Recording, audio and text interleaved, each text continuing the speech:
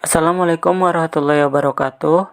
Yang kami hormati Bapak Egi Nuryadin Magister Pendidikan dan Bapak Samuel Agustrianto Magister Pendidikan sebagai dosen pengampu mata kuliah bioteknologi.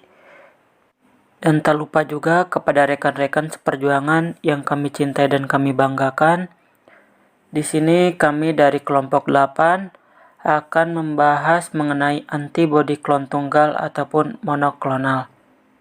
Adapun anggota dari kelompok 8 yaitu Fitria Maharani sebagai pemateri pertama, Muhammad Irfan Arifin sebagai pemateri kedua dan sekaligus moderator. Yang ketiga yaitu Muhammad Taufik Rahman sebagai pemateri ketiga. Adapun materi yang akan dibahas, yang pertama yaitu pengertian antibodi klon tunggal, yang kedua yaitu penemu antibodi klon tunggal, ketiga penggunaan antibodi klon tunggal, yang keempat penggunaan antibodi klon tunggal untuk obat sangat terbatas, dan terakhir yaitu masa depan antibodi klon tunggal bagi kesehatan. Untuk materi pertama mengenai pengertian antibodi klon tunggal atau monoklonal akan disampaikan oleh rekan saya. Kepadanya dipersilahkan. Baik, di sini saya akan menjelaskan materi pertama yaitu tentang pengertian antibodi klon tunggal atau monoklonal. Antibodi merupakan campuran protein di dalam darah dan disekresi mukosa yang menghasilkan sistem imun untuk bertujuan melawan antigen asing yang masuk ke dalam sirkulasi darah. Nah, antibodi ini dibentuk oleh sel darah putih yang disebut limfosit B. Limfosit B akan mengeluarkan antibodi yang kemudian diletakkan pada permukaannya.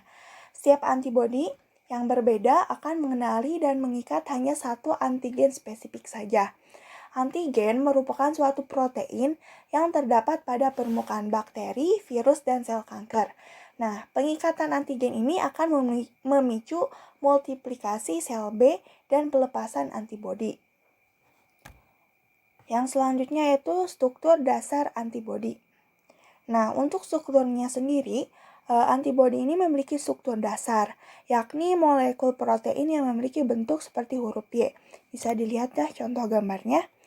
Nah, struktur antibodi ini memiliki 2 rantai polipeptida berat serta 2 rantai polipeptida ringan. Masing-masing dari antibodi ini memiliki rantai atas yang fungsinya itu untuk mengikat antigen. Nah, dengan rantai tersebut, antibodi dapat mengaitkan diri sendiri ke tubuh antigen. Sedangkan untuk rantai bawah, antibodi ini memiliki fungsi lain, yaitu untuk menentukan bagaimana antibodi tersebut dapat berhubungan dengan antigen. Kemudian rantai ini menjadikan antibodi yang dapat mengatur serta juga memberi rangsangan respon imun yang tepat. Selanjutnya yaitu antibodi monoklonal. Antibodi monoklonal ini adalah antibodi buatan identifik karena diproduksi oleh salah satu jenis sel imun saja dan semua klonnya itu merupakan sel single. Antibodi monoklonal mempunyai sifat khusus yang unik, yaitu dapat mengenal suatu molekul, kemudian memberikan informasi tentang molekul secara spesifik, dan sebagai terapi target tanpa merusak sel sehat sekitarnya. Adapun antibodi monoklonal murni ini dapat diproduksi dalam jumlah besar dan bebas kontaminasi. Kemudian antibodi monoklonal ini dapat diperoleh dari sel yang dikembangkan di laboratorium. Adapun reagin tersebut itu sangat berguna untuk penelitian terapi dan diagnostik laboratorium. Selanjutnya yaitu antibodi monoklonal ini tidak hanya mempertahankan tubuh untuk melawan organisme penyakit saja, tetapi juga dapat menarik molekul target lainnya di dalam tubuh. Contohnya itu seperti reseptor protein yang ada pada permukaan sel normal atau molekul yang khas terdapat pada permukaan sel kanker. Nah, spesifitas antibodi yang luar biasa ini menjadikan zat ini dapat digunakan sebagai terapi kanker. Antibodi mengikat sel kanker dan berpasangan dengan zat sitoksis sehingga membentuk suatu kompleks yang dapat mencari dan menghancurkan sel kanker tersebut. Selanjutnya yaitu sejarah penemuan antibodi klon tunggal. Nah, pada tahun 1908, Metchnikoff dan Ehrlich mengemukakan mengenai teori imunologi yang membawa perubahan besar pada pemanfaatan antibodi untuk mendeteksi adanya antigen atau zat asing di dalam tubuh. Nah, sebelum ditemukannya teknologi antibodi monoklonal, antibodi ini dahulunya itu diperoleh dengan cara konvensional, yakni mengimunisasi hewan percobaan dengan mengambil darahnya dan mengisolasi antibodi dalam serum, sehingga menghasilkan antibodi poliklonal. Nah, apabila dibutuhkan antibodi dalam jumlah yang besar, maka binatang percobaan yang dibutuhkan juga sangat besar jumlahnya. Nah, maka dari itu, dilakukanlah serangkaian penelitian oleh Metchnikoff dan Ehrlich untuk membuat antibodi spesifik secara in vitro, sehingga dapat diproduksi antibodi spesifik dalam jumlah besar dan tidak terkontaminasi dengan antibodi lainnya. Selanjutnya yaitu pada tahun 1980, Von Behring dan Kitasato menemukan serum dari orang yang divaksinasi mengandung substansi tertentu yang disebut antibodi. Selanjutnya itu pada tahun 1975, Georges Kohler, Cesar Milstein, dan Niels Jeb menemukan cara baru dalam membuat antibodi dengan mengimunisasi hewan percobaan. Kemudian sel limfositnya itu didifusikan dengan sel myeloma atau tipe kanker sumsul tulang. Nah, sehingga sel hibrid ini dapat dibiarkan terus-menerus. Apa sih itu sel myeloma? Nah, sel myeloma ini adalah sel limfosit B yang abnormal yang mampu bereplikasi terus-menerus dan menghasilkan sebuah antibodi spesifik berupa paraprotein. Nah, sel myeloma ini disebut juga dengan sel B kanker. Mereka juga mampu membuat antibodi yang homogen yang diproduksi oleh satu klon sel hibrid. Nah, antibodi tersebut ini lebih spesifik dibandingkan dengan antibodi poliklonal karena dapat mengikat satu epitop antigen dan dapat dibuat dalam jumlah yang tak terbatas. Adapun antibodi yang homogen dan spesifik ini disebut antibodi monoklonal. Nah, berkat temuan antibodi monoklonal ini, Georges Kohler, Cesar, dan Niels Gage mendapatkan hadiah Nobel di bidang fisiologi dan kedokteran pada tahun 1985. Rupanya cukup sekian materi dari saya. Materi selanjutnya yaitu cara pembuatan antibodi klon tunggal. Ini menggunakan suatu teknik hibridoma. Nah, pada proses imunisasi dengan menggunakan antigen yang disuntikan kepada mencit, kemudian nanti si sel B limfosit mencit tersebut dapat merespon suatu antigen tersebut dan nantinya akan menjadi suatu antibodi. Nah, setelah terjadinya antibodi atau terbentuknya antibodi tersebut, kita lihat ke gambar yang kedua, yaitu di mana terdapat suatu isolasi ataupun pemisahan sel B limfosit tersebut pada organ mencit tersebut. Nah, setelah pemisahan B limfosit tersebut, bisa lihat gambar turun. Di situ terdapat hibridoma. Nah, sebelum ke hibridoma tersebut, si sel B limfosit ini didifusikan dengan sel tumor atau sel kanker immortal yang nantinya menghasilkan suatu hibridoma. Nah, fusi sel hibridoma ini dilakukan dengan membuat membran sel menjadi lebih permeabel sehingga kedua sel bisa menyatu.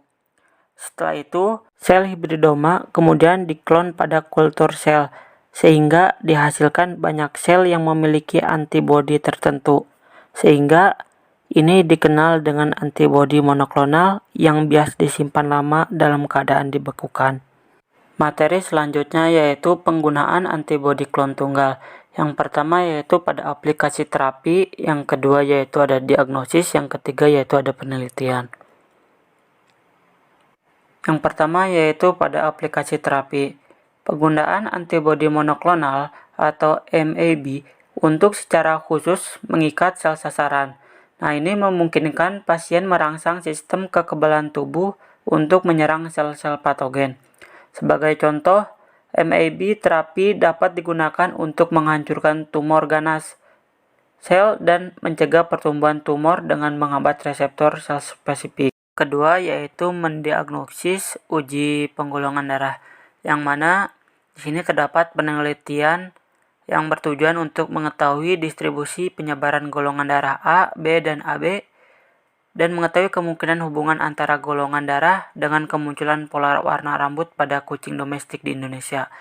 Nah, di sini pada penelitian digunakan 50 ekor kucing domestik yang berasal dari daerah Bogor dan Bekasi, yang mana pemeriksaan golongan darah kucing ini dilakukan dengan identifikasi golongan darah dengan kit antibodi monoklonal Sigeta.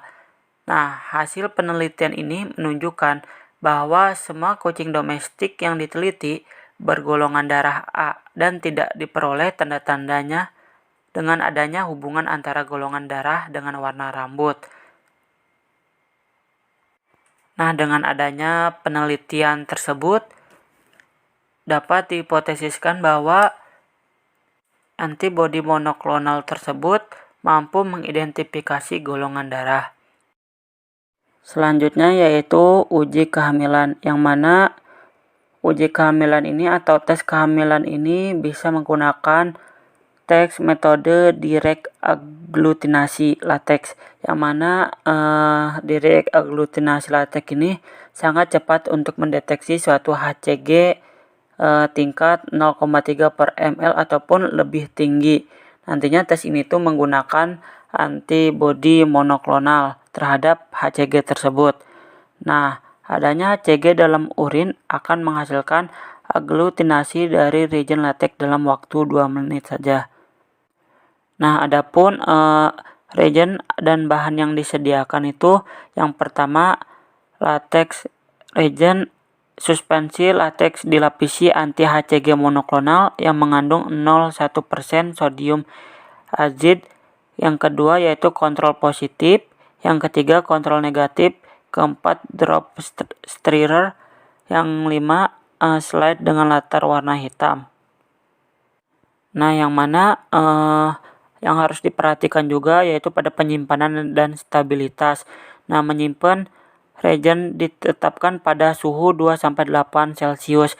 Nah, reagen stabil sampai tanggal kadaluarsa yang tertera pada label tersebut.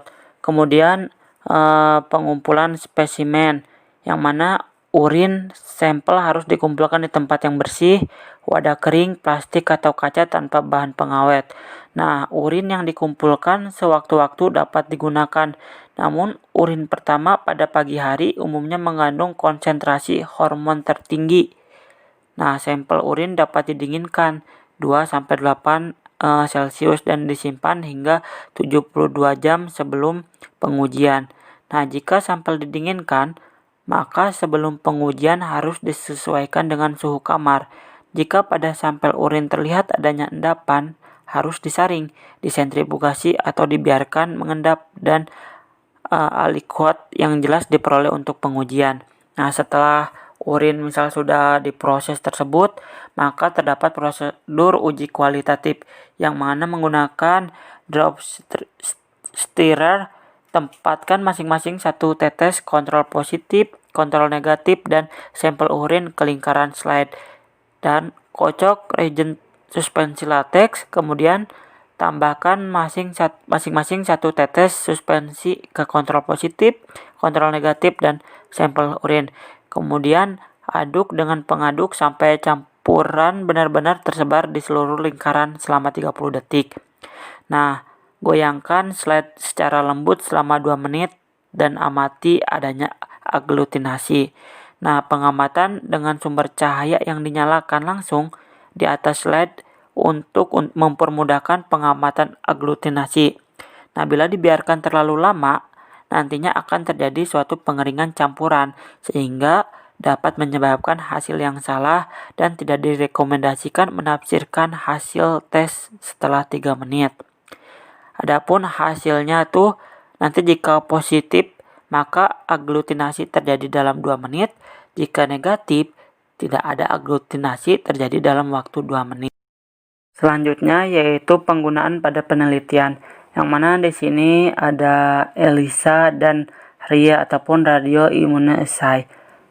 Yang pertama yaitu pada penelitian ELISA. Nah, di sini terdapat jurnal kedokteran hewan, yang mana judulnya yaitu pengembangan teknik ELISA menggunakan antibodi monoklonal untuk mendeteksi antibodi penyakit biofilm ephemeral fever. Nah, biofilm ephemeral fever tersebut atau BEF adalah salah satu penyakit arbovirus yang menyerang ternak sapi dan kerbau seperti Bos taurus, Bos indicus, dan Bos javanicus yang penularannya melalui vektor nyamuk. Adapun penelitian ini bertujuan untuk mengembangkan teknik ELISA tersebut untuk mendeteksi antibodi terhadap virus BEF. Nah, pada penelitian ini dikembangkan uji ELISA langsung ataupun tidak langsung dengan menggunakan antibodi monoklonal. Hasil dari penelitian ini menunjukkan bahwa uji direct ELISA ataupun uji langsung ELISA itu tidak dapat digunakan terhadap penyakit BEF. Dapat disimpulkan bahwa pengembangan teknik deteksi dini terhadap BEF dengan mempergunakan antibodi monoklonal dapat diterapkan dalam upaya pengawasan penyakit dan surveillance. Nah, ELISA juga merupakan salah satu teknik serologi yang dapat digunakan untuk mendeteksi suatu patogen pada tanaman. Misalkan teknik ELISA ini dikembangkan untuk deteksi dan identifikasi itu baik patogen itu virus ataupun bakteri, terutama pada tumbuhan juga, seperti penyakit layu bakteri yang disebabkan oleh Ralstonia solanaceum atau RS pada produksi pertanian, misalnya pada tanaman kacang tanah, pada tanaman kentang, ataupun pada tanaman tomat. Selanjutnya yaitu penelitian pada radioimmunoassay, yang mana di sini terdapat jurnal yaitu mengenai aplikasi radioimmunoassay untuk peningkatan reproduksi ternak ruminansia. Nah, telah dilakukan suatu penelitian yang bertujuan untuk mengaplikasikan suatu teknologi tersebut terhadap hormon progesteron ataupun P4, yang mana guna evaluasi penampilan reproduksi ternak ruminansia besar, khususnya pada ternak sapi perah. Materi selanjutnya yaitu mengenai penggunaan antibodi klon tunggal untuk obat terbatas. Adapun poin-poin tersebut yaitu ada jenis antibodi klon tunggal, yang kedua yaitu sebagai obat kanker, dan ketiga yaitu mekanisme dari obat tersebut. Poin yang pertama yaitu jenis antibodi klon tunggal, yang mana antibodi klon tunggal ini memiliki dua jenis. Yang pertama yaitu ada antibodi monoklonal murni, yang kedua yaitu ada antibodi monoklonal kombinasi. Apa itu antibodi monoklonal murni?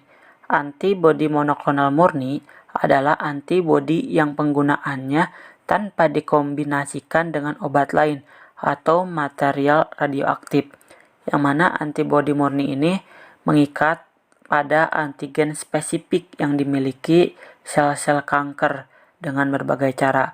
Contoh pada trastuzumab, tuximab, dan alemtuzumab. Kemudian yang kedua yaitu ada antibodi monoklonal kombinasi. Apa itu antibodi monoklonal kombinasi?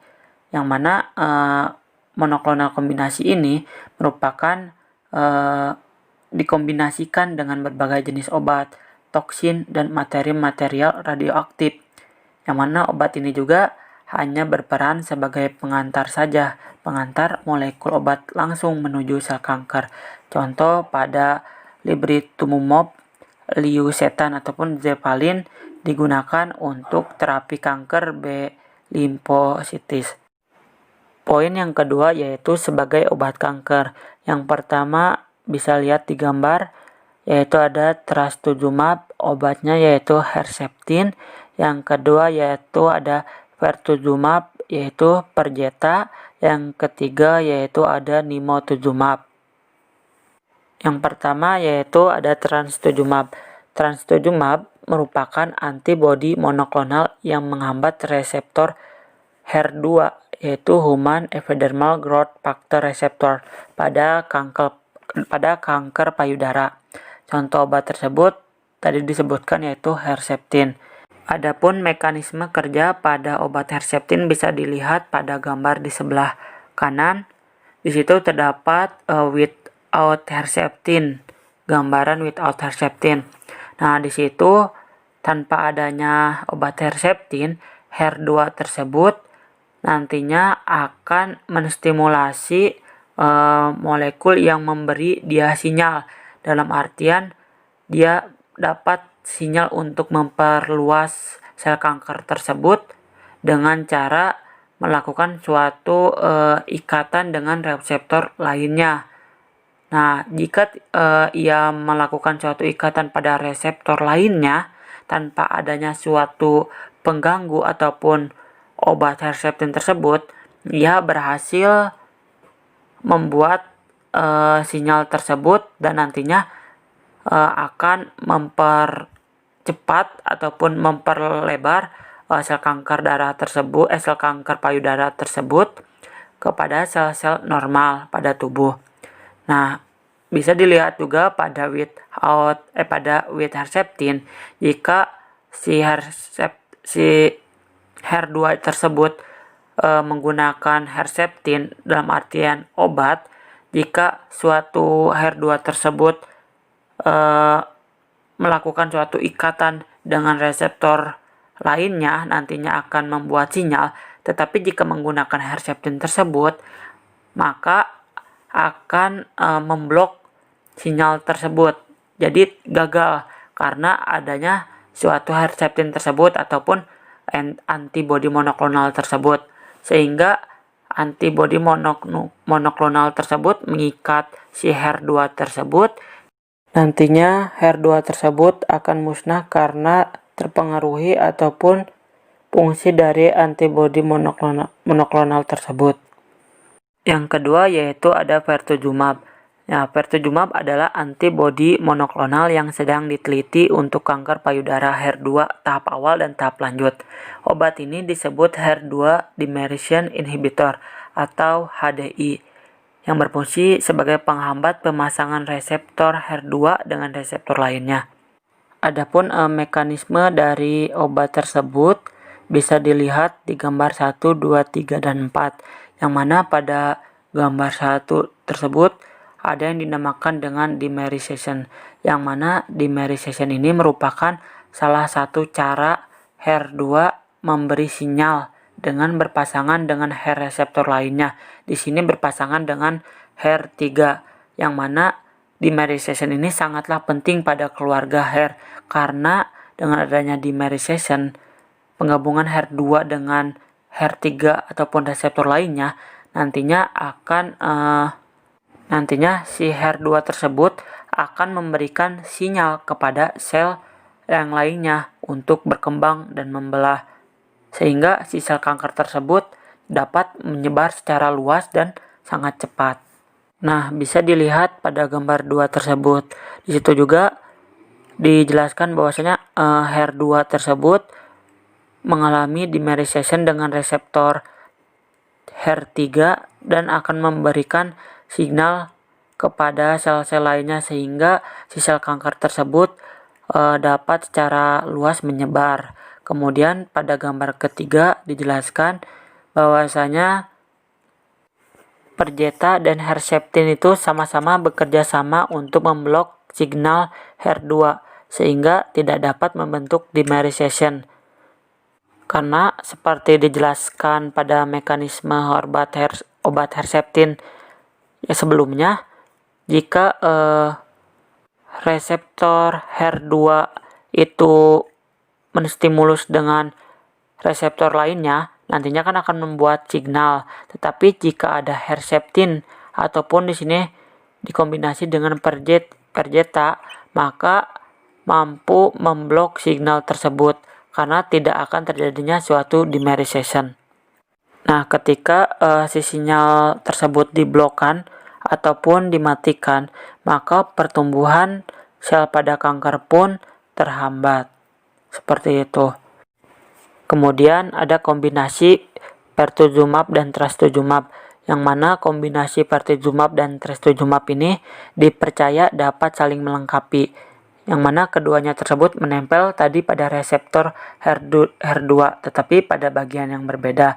Nah, dengan digunakannya secara kombinasi, dapat dihipotesiskan dapat secara komprehensif menghambat jalur sinyal HER2 daripada jika digunakan masing-masing. Yang ketiga yaitu ada nimotuzumab. Nimotuzumab merupakan antibodi monoklonal LGG1 dengan target epidermal growth factor receptor atau EGFR yang teroptimisasi. Nah, nimotuzumab diproduksi oleh Cimab SA di Kuba. Obat ini bekerja mengeblok ikatan antara EGFR dengan EGF ataupun epidermal growth factor. Nah, sebelum ke mekanisme memblok ikatan antara EGFR dan EGF, harus tahu dulu apa itu EGFR. EGFR adalah protein yang terikat pada epidermal growth factor atau EGF dalam keadaan normal. Nah, ikatan EGFR dengan EGF ini akan merangsang aktivitas enzim tirosin kinase dan kemudian mengaktifasi sejumlah molekul dalam sel, sehingga akan mengendalikan pertumbuhan sel EGFR banyak ditemukan pada permukaan sel-sel kanker tertentu. Oleh sebab itu, EGFR dianggap sebagai komponen yang penting bagi pertumbuhan dan perkembangan sel kanker atau tumor. Nah, mekanisme tersebut di sini memblok ikatan antara EGFR dan EGF. Maksudnya, yaitu nimotuzumab tersebut nantinya akan memblok ikatan antara EGFR dan EGF, karena jika tidak diblok, maka EGFR tersebut akan memberi sinyal ataupun nantinya sel kanker tersebut menyebar secara luas. Dan juga tadi telah disebutkan ya bahwasanya EGFR dan EGF tersebut ataupun ikatan tersebut merangsang aktivitas enzim tirosin kinase dan juga mengaktifasi sejumlah molekul dalam sel sehingga mengendalikan pertumbuhan sel. Nah, jika ikatan tersebut diblok oleh nimotuzumab, maka si EGFR tersebut tidak dapat lagi memberi sinyal dan nantinya pertumbuhan sel tersebut ataupun sel kanker tersebut akan terhambat. Seperti itu. Untuk materi selanjutnya akan dijelaskan oleh rekan saya. Baik, terima kasih kepada moderator yang telah mempersilahkan saya untuk memaparkan materi mengenai masa depan antibodi klon tunggal bagi kesehatan. Sebelumnya, perkenalkan dulu, nama saya Muhammad Taufik Rahman sebagai pemateri ketiga.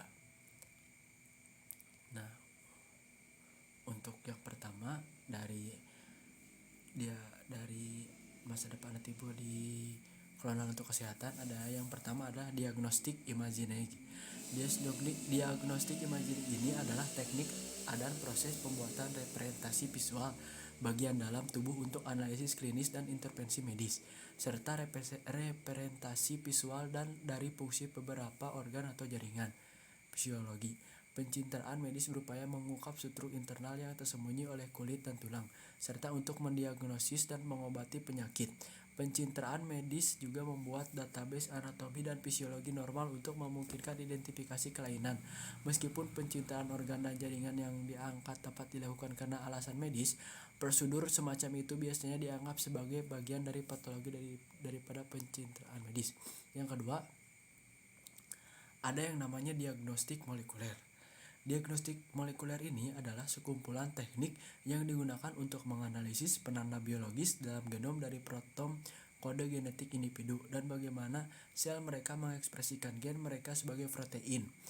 Dengan menerapkan biologi molekuler pada pengujian medis, teknik ini digunakan untuk mendiagnosis dan memantau penyakit, mendeteksi risiko, dan memutuskan terapi mana yang paling cocok untuk setiap pasien.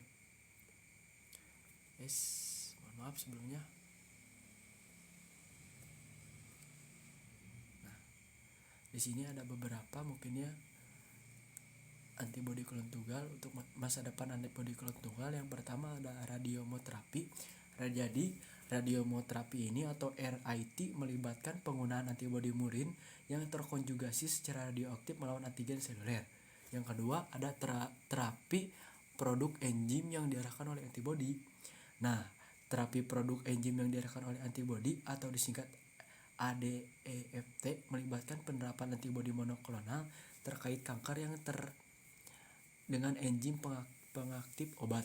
Pemberian agen tidak beracun secara sistematik menghasilkan konversi antibodi menjadi obat beracun, menghasilkan efek sitotoksik yang dapat ditargetkan pada sel-sel ganas. Dan keberhasilan ini baru terbatas gitu. Nah, yang selanjutnya ada konjugasi obat antibodi. Atau antibody drug conjugates atau disingkat ADCs adalah antibodi yang terkait dengan satu atau lebih molekul obat. Biasanya ketika ADCs memenuhi sel target, misalnya sel kanker, obat dilepaskan untuk membunuhnya. Banyak ADC sedang dalam perkembangan klinis. Nah, mungkin sekian yang dapat saya sampaikan. Saya kembalikan lagi kepada moderator ya.